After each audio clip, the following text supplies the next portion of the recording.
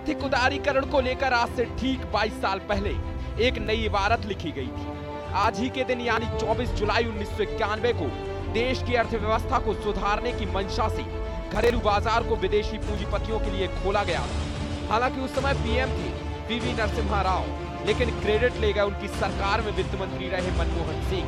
1991 के पहले कांग्रेस सहित जितनी भी सरकारें बनी, उनकी गलत नीतियों के चलते विश्व पटल पर देश को शर्मसार होना पड़ा।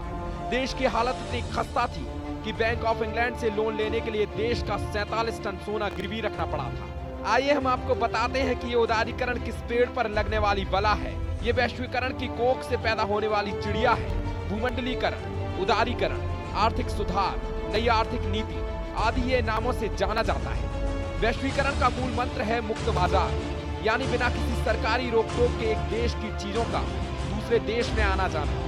दरअसल इस मूल मंत्र को देने का श्रेय है तत्कालीन वित्त मंत्री और मौजूदा प्रधानमंत्री मनमोहन सिंह को। लेकिन आने वाले समय में इसके क्या दुष्परिणाम होंगे, इसे सोचने की जहमत किसी भी आर्थिक पंडित ने नहीं उठाई। लेकिन आज 2 दशक बीत जाने के बाद भी चंद सवाल हैं जिनकी जवाब अभी तक नहीं मिल पाए। जैसे आखिर उदारीकरण ने किया क्या है? क्या उदारीकरण ने अमीरी और गरीबी के बीच की खाई को बढ़ाने का काम नहीं किया है? क्या उदारीकरण ने बेरोजगारी, भुखमरी, बेकारी आदि ना जाने कितनी भयावह समस्याएं इस दुनिया को नहीं दी? क्या उदारीकरण ने किसानों, श्रमिकों, दस्तकारों आदि के हाथ जड़ से नहीं उखाड़ लिए हैं? अगर इन सब बातों पर गौर किया जाए तो स्पष्ट हो जाएगा कि उदारीकरण ने विनाश को ज्यादा पुष्ट किया है। इस व्यवस्था का सबसे ज्यादा अगर किसी पर असर पड़ा है तो वो है किसान वर्ग, जिसके बलबूते भारत को पूरे विश्व में पहचाना जाता है। इस व्यवस्था के चलते सैकड़ों किसान आज आत्महत्या कर रहे हैं। खुले बाजार का प्रबल समर्थक अमेरिका भी आज इसकी खामियों के चलते संरक्षणवाद की नीति अपना रहा है। कई अमेरिकी राज्यों ने सरकारी कामकाज के ठेकों में आउटसोर्सिंग पर प्रतिबंध लगा दिया है। राष्ट्रपति ओबामा ने भी आउटसोर्सिंग के माध्यम से रोजगारों के निर्यात पर चिंता जताई। शहरों, महानगरों में बड़ी बड़ी इमारतों की लंबी कतार खड़ी कर दी।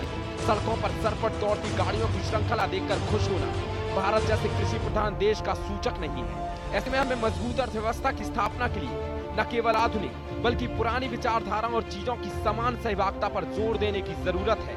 तभी उदारीकरण के साथ देखा गया खुशहाल भारत का सपना पूरा हो सकेगा और भारत एक संपन्न देश बन सकेगा।